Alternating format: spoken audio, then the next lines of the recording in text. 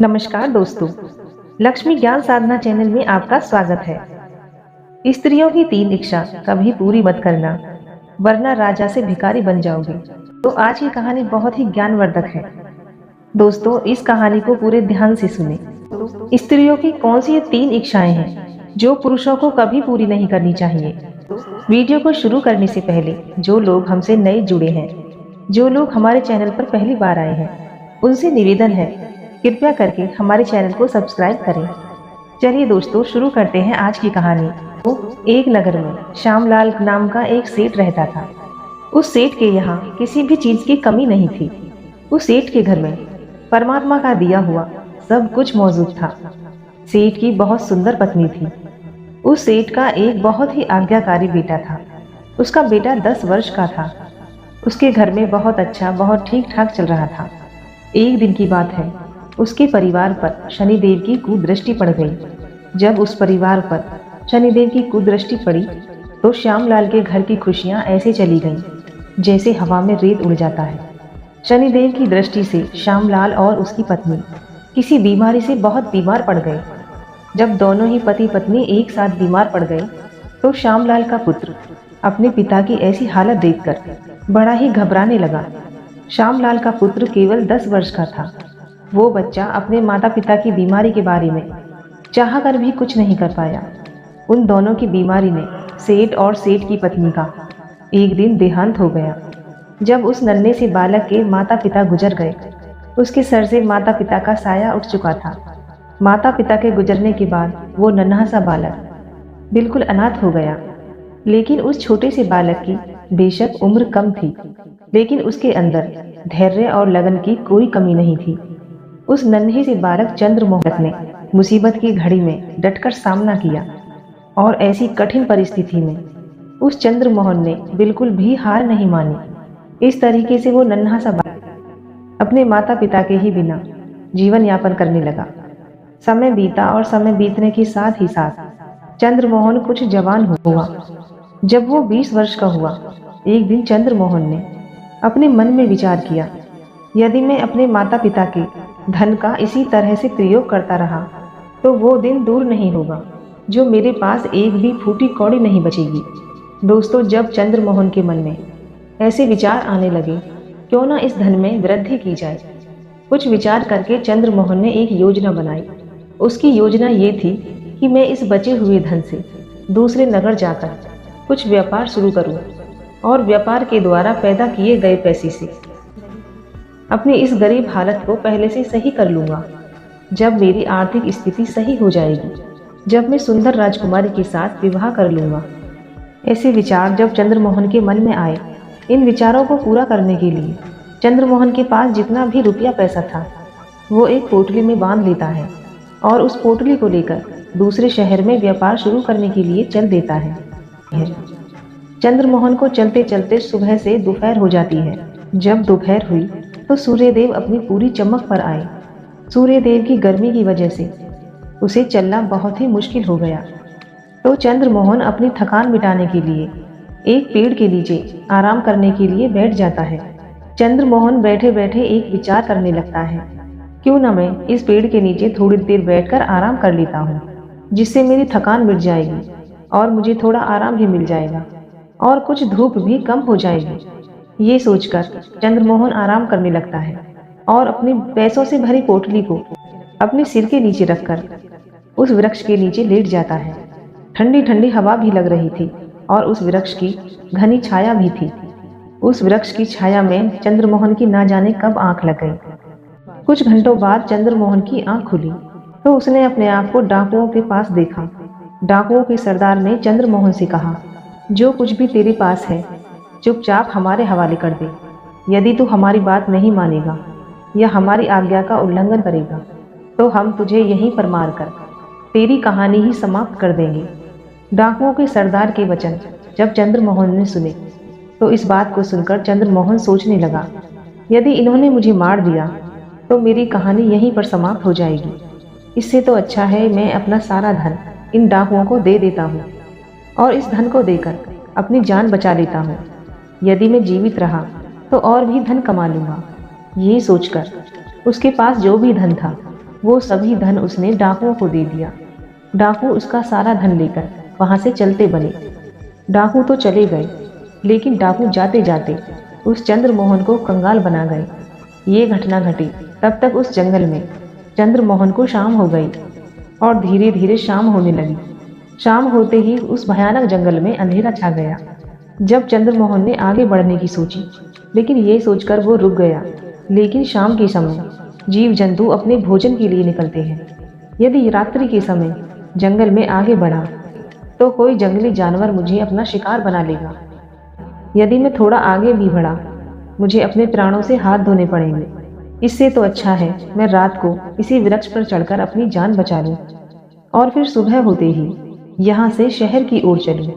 ये विचार करके वो लड़का उस वृक्ष पर चढ़ जाता है और घने से वृक्ष पर मोटी सी डाल पर रात काटने के लिए बैठ जाता है और उस घने वृक्ष की डाल पर बैठकर सुबह होने का इंतजार करने लगता है। जैसे ही आधी रात हुई, जैसे ही रात के 12 बजे, तभी उस वृक्ष के नीचे, तभी उस पेड़ के नीचे 4 प्रेत आकर बैठ जाते हैं और उस वृक्ष के नीचे एक गोला बना लेते हैं। जब उस लड़के ने उस वृक्ष के नीचे 4 भूत देखे तो उन्हें देखकर वो लड़का डर के मारे कांपने लगता है, लेकिन फिर भी वो थोड़ी हिम्मत करता है और अपनी सांस बंद करके और उस वृक्ष की डाल को कसकर पकड़कर बैठ जाता है। फिर चारों भूतों की बातों को बड़े गौर से सुनता है। उनमें से एक प्रेत कह रहा था, सूरजगढ़ के राजा सूरजभान की राजकुमारी चंद्रकला बहुत ही गुणवान और रूपवती है और अभी तक उसकी आयु 16 वर्ष की है, लेकिन उसका निर्दयी पिता उस राजकुमारी की शादी अपनी पड़ोसी राजा से, जिसकी उम्र 60 वर्ष की है, अपनी राजकुमारी का विवाह उससे करने के लिए जा रहा है। यदि ऐसा हो गया तो बहुत बड़ा अनर्थ हो जाएगा। पहले प्रेत की बात सुनकर दूसरा प्रेत कहने लगा, है तो ये बड़े अनर्थ की बात, पर इससे भी ज़्यादा अनर्थ की बात ये है, ये राजकुमारी चंद्रकला है, उस बूढ़े राजा के साथ हरगिज विवाह नहीं करेगी। और राजकुमारी चंद्रकला ने ये दृढ़ निश्चय कर लिया है, या तो उसका पिता राजा जबरदस्ती करता है, जबरदस्ती ही उसकी शादी बूढ़े राजा के साथ करना चाहता है। यदि ऐसा हुआ तो राजकुमारी चंद्रकला जहर खाकर अपने प्राण त्याग देगी। तो मुझे राजकुमारी चंद्रकला पर बहुत ही दया आ रही है। दूसरे प्रेत की बात सुनकर तीसरा प्रेत कहने लगा, हे मित्रों, यदि ऐसी बात है तो हमें राजकुमारी चंद्रकला की मदद करनी चाहिए, क्योंकि हम जब मानव की योनि में थे तो हमने अनेकों प्रकार के गलत कर्म किए और हमें उन्हीं बुरे कर्मों के कारण प्रेत योनि मिली है और उसी वजह से हमें अनेक प्रकार के कर्म भोगने पड़ रहे हैं। परंतु मित्रों, अब हमें कुछ अच्छे कर्म करने चाहिए। कुछ ऐसे कर्म करें जो हमारे पिछले जन्मों के पाप कम हो जाएं, जिससे हमें दोबारा मनुष्य योनि प्राप्त हो सके। तीसरे प्रेत की बात सुनकर चौथा प्रेत कहने लगा, अरे भाई, तुम कह तो ठीक रहे हो, परंतु हम राजकुमारी चंद्रकला की मदद करना भी चाहें तब भी नहीं कर सकते। तो हम कैसे करें? क्योंकि हम चारों बिना शरीर वाले ठहरे, क्योंकि हम चारों के पास अपना अपना शरीर नहीं है, क्योंकि हम बिना शरीर के हम उस बेचारी राजकुमारी की मदद कैसे कर पाएंगे। तब चौथे प्रेत की बात सुनकर पहला प्रेत कहने लगा, अरे भाई, तुम बिल्कुल ठीक कह रहे हो। अरे भाई, हमें इतने बड़े जंगल में एक मनुष्य कैसे मिलेगा? अगर हमें कोई मनुष्य मिल भी गया तो वो हमारी मदद क्यों करेगा? मित्रों, यदि परमात्मा ही कोई लीला कर दे, अगर किसी मनुष्य को हमारे पास भेज दे और फिर वो मनुष्य हमारा साथ देने के लिए तैयार हो जाए, तो हम अवश्य ही राजकुमारी चंद्रकला की मदद कर सकते हैं और फिर हम उसके पास पहुंचकर उसके प्राण बचा सकते हैं। उन चारों की बातें जब उस चंद्रमोहन ने सुनी, चंद्रमोहन पेड़ पर बैठे बैठे सोचने लगा कि मैं राजकुमारी चंद्रकला की मदद अवश्य करूंगा। तब चंद्रमोहन उस वृक्ष से नीचे कूद गया और नीचे उतरकर उन प्रेतों से कहने लगा कि हे प्रेत राजू, मैंने इस वृक्ष पर बैठकर तुम्हारी सारी बातें सुन ली हैं। मुझे ये जानकर बहुत खुशी है कि तुम चारों के अंदर मरने के बाद भी इंसानियत अभी भी जिंदा है और तुम प्रेत योनि में आकर भी राजकुमारी चंद्रकला की मदद करना चाहते हो। हे प्रेतों, अभी तुम कह रहे थे यदि कोई मनुष्य हमारा साथ दे दे तो हम चारों राजकुमारी की मदद कर सकते हैं। तो तुम मुझे बताओ, कि मैं किस तरह से तुम्हारा साथ देकर राजकुमारी चंद्रकला की मदद कर सकूं। जब चारों प्रेतों ने चंद्रमोहन की बात सुनी तो ये बात सुनकर एक प्रेत कहने लगा, हे मित्र, यदि तुम हमारा साथ देना चाहते हो और उस राजकुमारी को तुम बचाना चाहते हो तो तुम्हें हमारी एक बात माननी होगी। हमारी ये बात है कि तुम हम चारों के बारे में किसी से भी जिक्र नहीं करोगे।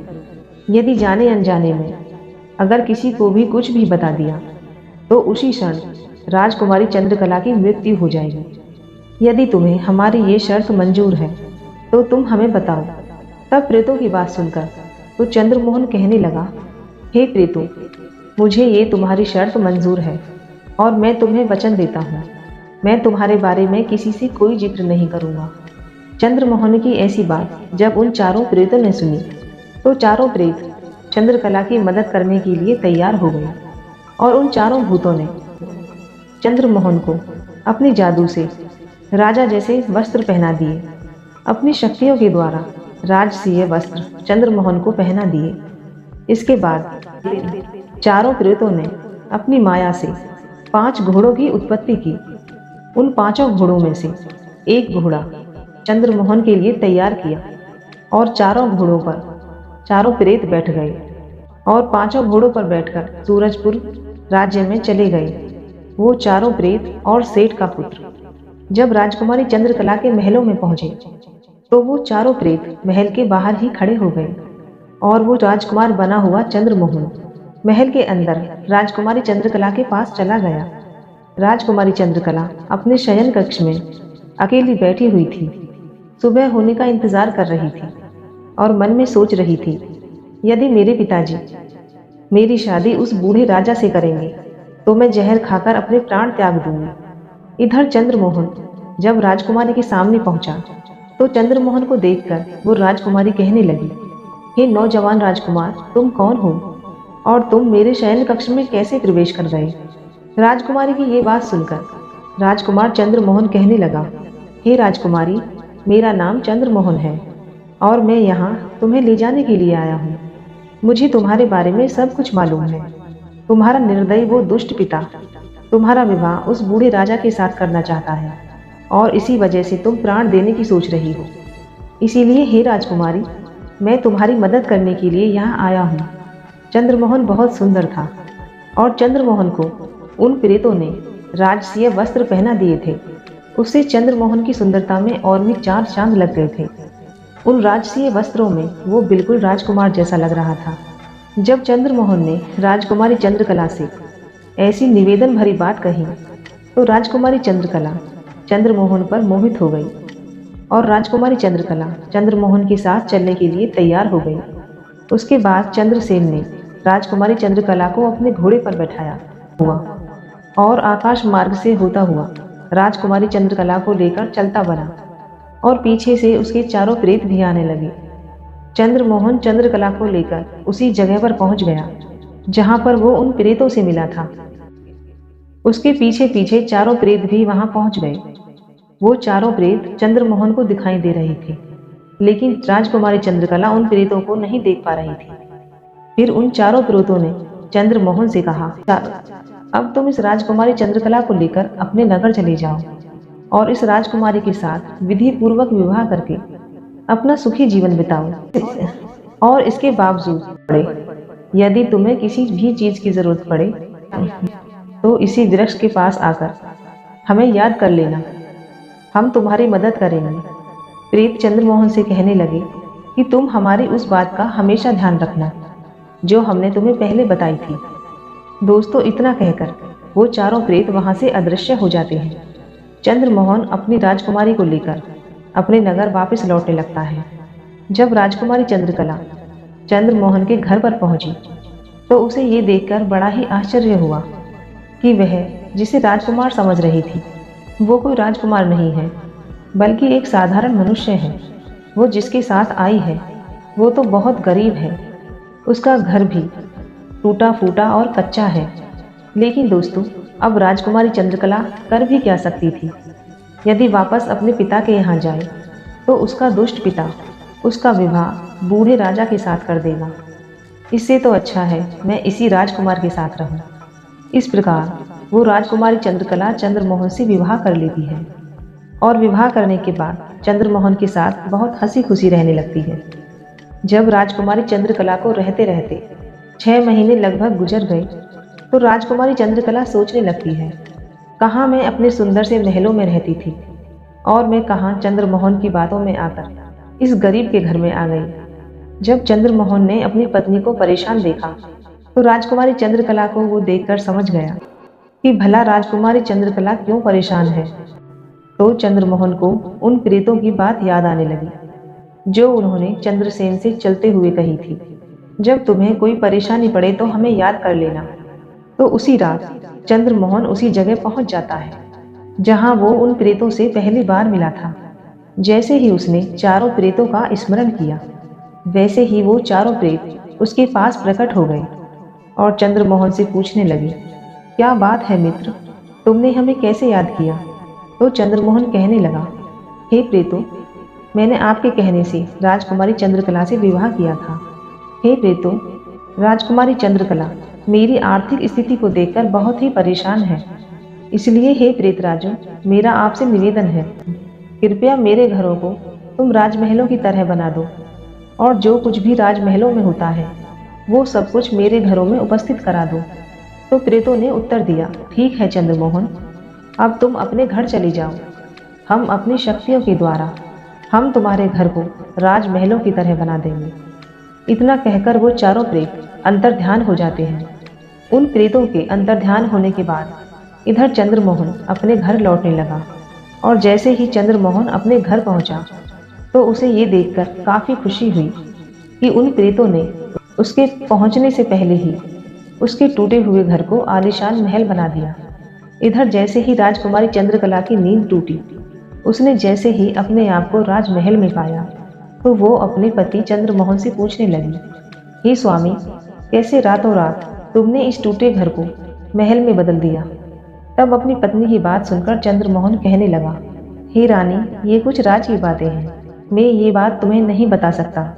चंद्रमोहन से उन प्रेतों ने पहले ही कह दिया था, यदि तुमने इस घटना के बारे में किसी को कुछ भी बताया तो उसी समय राजकुमारी चंद्रकला की मृत्यु हो जाएगी। इसलिए चंद्रमोहन राजकुमारी चंद्रकला को कुछ भी नहीं बता रहा था और बात को बदलकर अपने महल से बाहर चला जाता है। लेकिन राजकुमारी चंद्रकला के मन में ये बात घर कर जाती है, आखिर रात ही रात में मेरे पति ने टूटे हुए घर को महल में कैसे बदल दिया। इधर शाम को जब चंद्रमोहन अपने घर लौटता है तो राजकुमारी फिर चंद्रमोहन से पूछने लगती है, लेकिन वो चंद्रमोहन फिर से बात को बदलने लगता है। चंद्रमोहन राजकुमारी चंद्रकला को कुछ भी नहीं बताता है तो राजकुमारी चंद्रकला अपने सभी आभूषण उतारकर अपने बालों को बिखेरकर गुस्से में मुंह घुमाकर लेट जाती है। तब राजकुमार चंद्रमोहन उसे मनाने की कोशिश करता है। तब राजकुमारी चंद्रकला कहती है, यदि तुम मुझे ये रहस्य बताओ, नहीं तो तुम सुबह तक मेरा मरा हुआ मुंह देखोगे। जब राजकुमार चंद्रमोहन राजकुमारी के आगे बेबस हो जाता है तो राजकुमारी चंद्रकला को ये बात उसे बतानी ही पड़ती है और जैसे ही उन प्रेतों वाली बात राजकुमार ने राजकुमारी चंद्रकला को बताई, बताते ही बताते वैसे ही चंद्रकला की मृत्यु हो गई और उसका महल पुराने घर में ही परिवर्तित हो गया। राजकुमार चंद्रमोहन अपनी पत्नी के हट के आगे मजबूर होकर फिर से पहले की तरह कंगाल हो गया। दोस्तों, ये तो थी कहानी, लेकिन जो भी पुरुष अपनी स्त्री की ये 3 इच्छा पूरी करता है वो अलक्ष्मी को आमंत्रित करता है और अपने घर का विनाश कर लेता है। पहली इच्छा है, यदि कोई स्त्री ऐसी इच्छा करे जिससे उसके पति के मान सम्मान को ठेस पहुंचे या उसके परिवार को इसी इच्छा के कारण नीचा देखना पड़े, वो इच्छा कभी स्त्री की पूरी नहीं करनी चाहिए।